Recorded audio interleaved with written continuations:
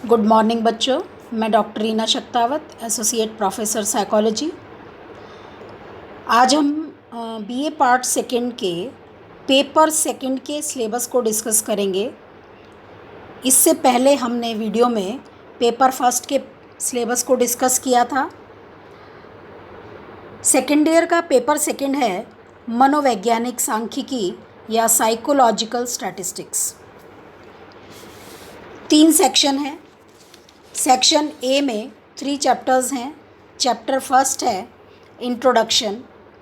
Introduction में हम पढ़ेंगे nature and scope of statistics and psychological data, यानी मनोवैज्ञानिक पद्धतों एवं सांख्यिकी का स्वरूप। तो बच्चों, हम फर्स्ट ईयर में हमने प्रैक्टिकल्स किए हैं और उन प्रैक्टिकल्स में हमने जब परीक्षणों का उपयोग किया या प्रयोग करके देखे तो जो हमारे पास आंकड़े आए, जो हमारे पास डेटाज आए, उन डेटाज को इकट्ठा करना, उनका विश्लेषण करना तथा निष्कर्ष निकालना, वही सांख्यिकी है। सांख्यिकी जो है एक वैज्ञानिक विधि है जिसका संबंध प्रयोगों द्वारा प्राप्त आंकड़ों का संकलन करना, उनका वर्णन करना तथा उनकी व्याख्या करना।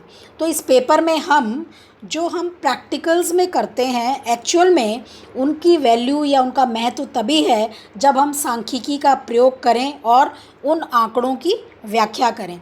तो मनोवैज्ञानिक आंकड़े क्या हैं और सांख्यिकी क्या है, उसका नेचर क्या है, हम फर्स्ट चैप्टर में एक पॉइंट ये पढ़ेंगे। और इसी चैप्टर में नेक्स्ट जो हमारा पॉइंट होगा वो है application of statistics in psychology, मनोविज्ञान में सांख्यिकी का उपयोग। कि सांख्यिकी जो है कहाँ कहाँ हम मनोविज्ञान में उसका उपयोग कर सकते हैं। नेक्स्ट जो हमारा टॉपिक होगा वो है nature and levels of measurement, यानी मापन क्या है, मापन की प्रकृति क्या है और मापन के कौन कौन से स्तर हैं। क्योंकि जब हम जिन विशेषताओं का जब हम मापन करेंगे तो वो मापन के कौन कौन से स्तर हैं जिन पर हम मापन प्रक्रिया करते हैं।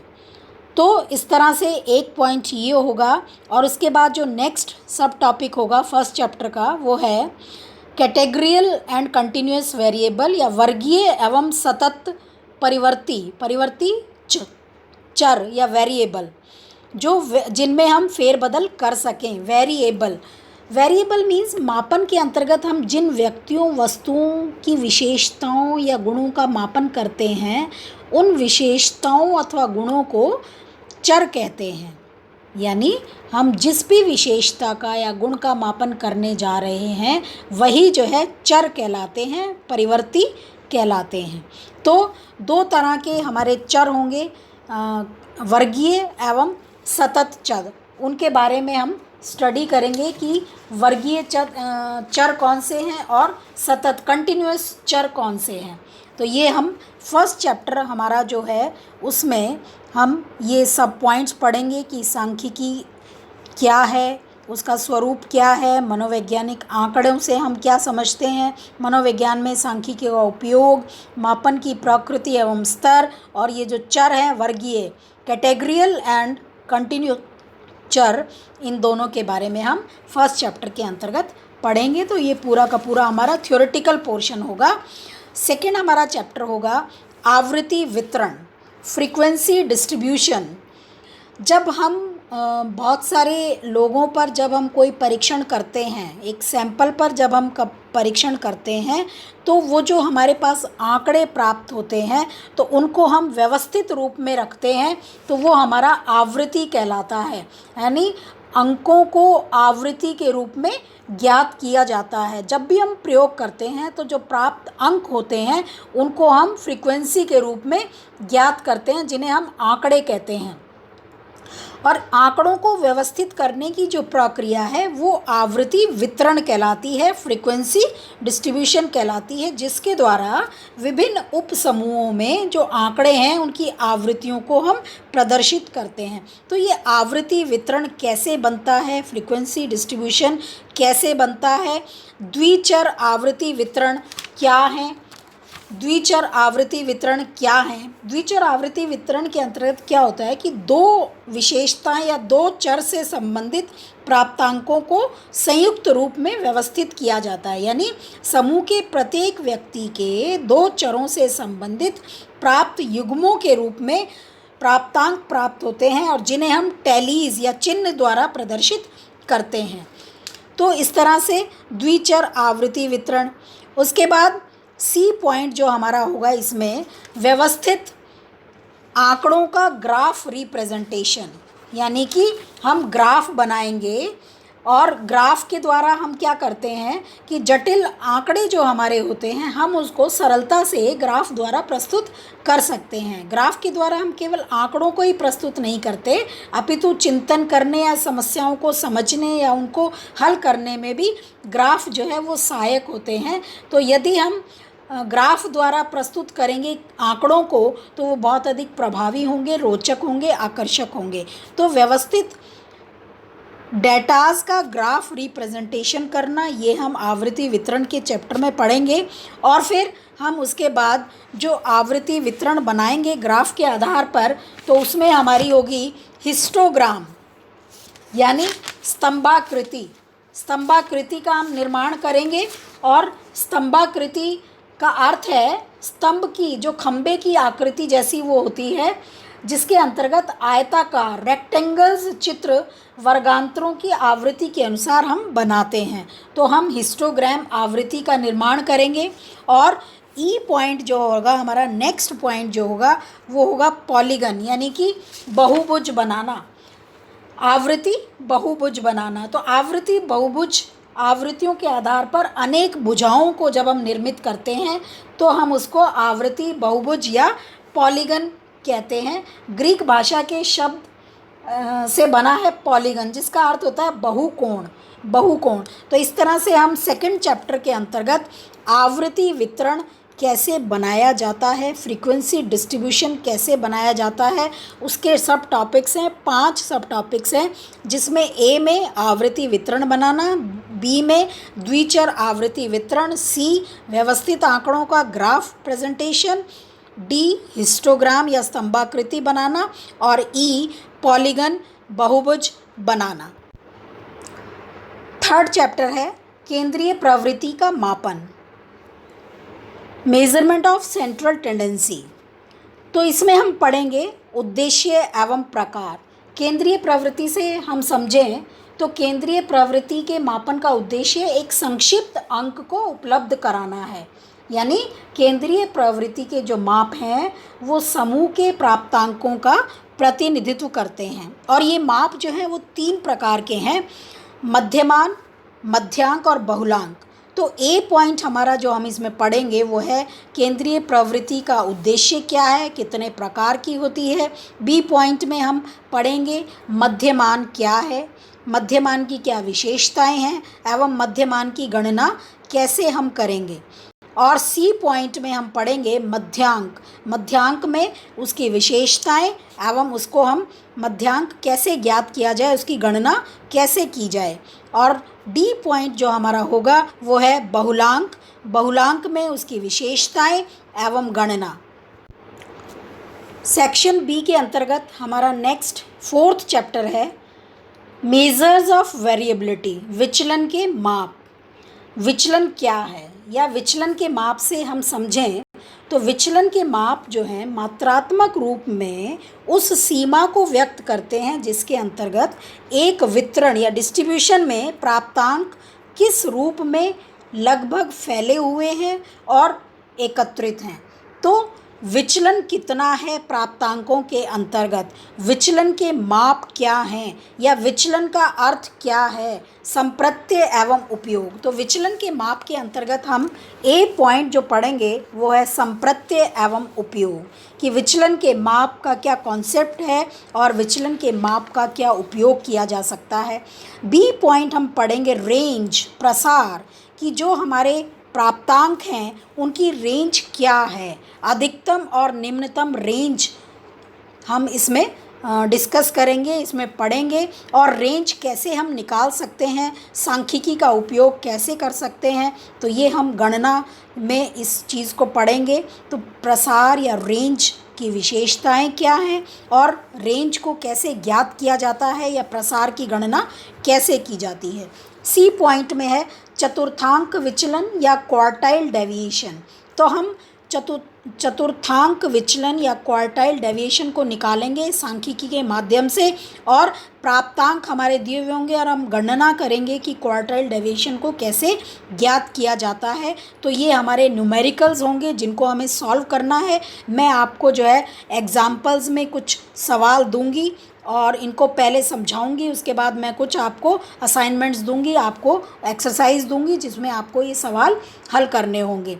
और इसी चैप्टर में हमारा डी पॉइंट होगा मध्यमान विचलन, कि हम मीन डेविएशन कैसे ज्ञात करें या एवरेज डेविएशन या औसत विचलन हम कैसे निकालेंगे, कौन सा फॉर्मूला है जिससे हम मध्यमान विचलन निकालेंगे या मध्यमान विचलन क्या होता है, ये पूरी हम डिटेल में पढ़ेंगे। और ई टॉपिक में हम पढ़ेंगे मानक विचलन या स्टैंडर्ड डेविएशन क्या है और उसकी गणना कैसे की जाती है। सेक्शन बी में 5th हमारा चैप्टर है सहसंबंध या कोरिलेशन। कोरिलेशन में हम पढ़ेंगे कि कोरिलेशन क्या है, वो कितने प्रकार का होता है। फिर उसमें बी पॉइंट हम पढ़ेंगे पियर्सन प्रोडक्ट मूवमेंट विधि, जिसमें हम वास्तविक मध्यमान और एज्यूम मीन या कल्पित मध्यमान के आधार पर सहसंबंध ज्ञात करेंगे। फिर हम नेक्स्ट हमारा होगा स्पीयरमैन श्रेणी क्रम विधि, स्पीयरमैन रैंक ऑर्डर मेथड, जिसमें हम दो प्राप्तांकों के मध्य सहसंबंध ज्ञात करेंगे कि दो विशेषताओं में या दो गुणों में आपस में कितना सहसंबंध। 6th चैप्टर है उपकल्पना परीक्षण तथा अनुमान लगाना, hypothesis testing and inferences making. तो हम किस तरह से उपकल्पना बनाते हैं, उपकल्पना किस तरह से बनाई जाती है, इन्फ्रेंसेस मेकिंग या अनुमान कैसे लगाया जाता है। तो इस चैप्टर के अंतर्गत हम ए पॉइंट में पढ़ेंगे जनसंख्या तथा प्रतिदर्श, पॉपुलेशन एंड सैंपल, कि हमारी जनसंख्या क्या होनी चाहिए और हमारा सैंपल क्या होना चाहिए। फिर सैंपलिंग के प्रकार हम पढ़ेंगे कि जो हम प्रतिदर्श बनाते हैं वो किस आधार पर हम प्रतिदर्श बनाएंगे, कितने प्रकार से हम सैंपलिंग कर सकते हैं। फिर स्टैंडर्ड एरर ऑफ मीन, मध्यमान की प्रमाणिक त्रुटि, इसमें भी हम सवाल करेंगे, न्यूमेरिकल करेंगे। उसके बाद डी पॉइंट होगा टी टेस्ट। टी टेस्ट हम कैसे ज्ञात करते हैं। टी टेस्ट का मतलब है जब हमारे पास मान लीजिए दो ग्रुप हैं और दो ग्रुप के मध्य हमें कोई अंतर करना है ना, उस अंतर को जानने के लिए कि दो समूहों में आपस में कितना अंतर है, उसके लिए हम टी परीक्षण या सांख्यिकी का प्रयोग करते हैं और इंडिपेंडेंट ग्रुप के आधार पर हम टी टेस्ट निकालेंगे। ई है इंटरप्रिटेशन ऑफ टी वैल्यूज़। जब हम टी टेस्ट निकाल कर हमारे आंकड़े आ जाते हैं तो हम टी वैल्यूज़ की मूल्यांकन करेंगे।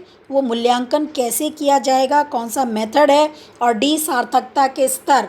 फिर हम टी वैल्यूज़ निकालने के बाद हम ये चेक करेंगे कि जो डिफरेंस आया है दो समूह में, क्या वो डिफरेंस सार्थक है या नहीं है। तो सार्थकता के स्तर जो है वो हम पढ़ेंगे 6th चैप्टर के अंदर। ये हम सारे पॉइंट्स को डिस्कस करेंगे और सारे न्यूमेरिकल्स निकालेंगे। सेक्शन सी में 7th हमारा चैप्टर होगा अप्राचलिक परीक्षण या नॉन पैरामेट्रिक टेस्ट। तो नॉन पैरामेट्रिक टेस्ट क्या हैं, कौन कौन से हैं, उसकी प्रकृति क्या है, उसकी मान्यताएं क्या हैं। मुक्त सांख्यिकी वितरण यानी डिस्ट्रीब्यूशन फ्री स्टैटिस्टिक्स, वो हम पढ़ेंगे। उसमें नेक्स्ट पॉइंट जो हमारा होगा वो होगा काई स्क्वायर हम कैसे निकालते हैं। नेक्स्ट पॉइंट इक्वल प्रोबेबिलिटी कैसे ज्ञात की जाएगी, समान संभाव्यता। उसके बाद है 2x2 कंटिंजेंसी टेबल कैसे हम ज्ञात करेंगे और मीडियन टेस्ट हम कैसे निकालेंगे। तो ये सारा का सारा नॉन पैरामेट्रिक स्टैटिस्टिक्स चैप्टर के अंतर्गत हम पढ़ेंगे। फिर हमारा 8th जो चैप्टर होगा, ये सारे के सारे पॉइंट्स जो हैं वो न्यूमेरिकल के हैं, हमें सवाल निकालने होंगे, इसमें उनको हल करना होगा। 8th हमारा चैप्टर होगा एनोवा, एनालिसिस ऑफ वेरिएंस, या हिंदी में हम कहें तो प्रसरण विश्लेषण। तो प्रसरण विश्लेषण क्या है, उसका क्या उद्देश्य है, उसकी एजम्पशंस कौन कौन सी हैं, मान्यताएं कौन कौन सी हैं, और हम वन वे एनोवा के आधार पर केवल एनालिसिस ऑफ वेरिएंस ज्ञात करेंगे। तो एनोवा का मतलब है वन वे एनोवा, या एनोवा हम समझें तो जब हमारे पास दो या दो से अधिक समूह होते हैं तो उन समूहों में जब हमें अंतर ज्ञात करना होता है तो हम एनालिसिस ऑफ वेरिएंस सांख्यिकी का उपयोग करते हैं। और हमारा जो लास्ट चैप्टर है वो है कंप्यूटर विश्लेषण या कंप्यूटर एनालिसिस।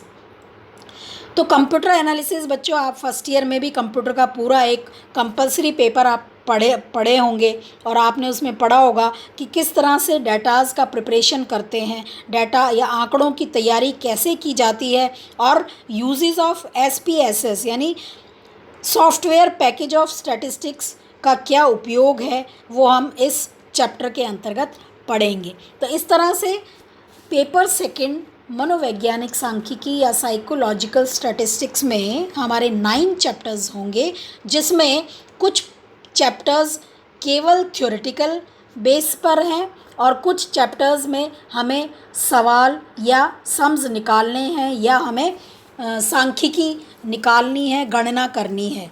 हमारे पास क्वेश्चन होगा और एक्सरसाइज होगी, हमें उसके आधार पर जो है अपने सम्स निकालने हैं। तो इस तरह से हम इस सिलेबस को पढ़ेंगे। बहुत इंटरेस्टिंग है, बहुत इजी है, बिल्कुल भी घबराने की ज़रूरत नहीं है और बहुत ही आपको मज़ा आएगा जब आप सवाल निकाल। थर्ड प्रैक्टिकल जो हमारा पेपर है वो प्रैक्टिकल का है, 50 मार्क्स का होगा। 10 आपके प्रैक्टिकल्स होंगे और इन 10 प्रैक्टिकल्स में आपको स्क्रीन पर ये सभी बच्चों दिख रहे हैं। पहला है असेसमेंट ऑफ मेंटल हेल्थ, मानसिक स्वास्थ्य का मापन, assessment of state and trait anxiety. Third है मेज़रमेंट ऑफ डिप्रेशन, विषाद का मापन। फोर्थ है मेज़रमेंट ऑफ कोपिंग स्टाइल की, जो हम स्ट्रेस में रहते हैं तो हम अपने स्ट्रेस को किस तरह से कोप करें, प्रबंधन करें। फिफ्थ है असेसमेंट ऑफ फैमिली पैथोलॉजी, पारिवारिक विकृति का मापन कैसे किया जाए। सिक्स्थ है वर्ड एसोसिएशन टेस्ट। सेवन्थ हमारा प्रैक्टिकल होगा 8 स्टेट क्वेश्चनियर यानी 8 अष्ट परिस्थितियाँ प्रश्नावली। 8th होगा न्यूरोसाइकोलॉजिकल असेसमेंट। 9th होगा स्ट्रेस एंड 10th होगा स्ट्रेस।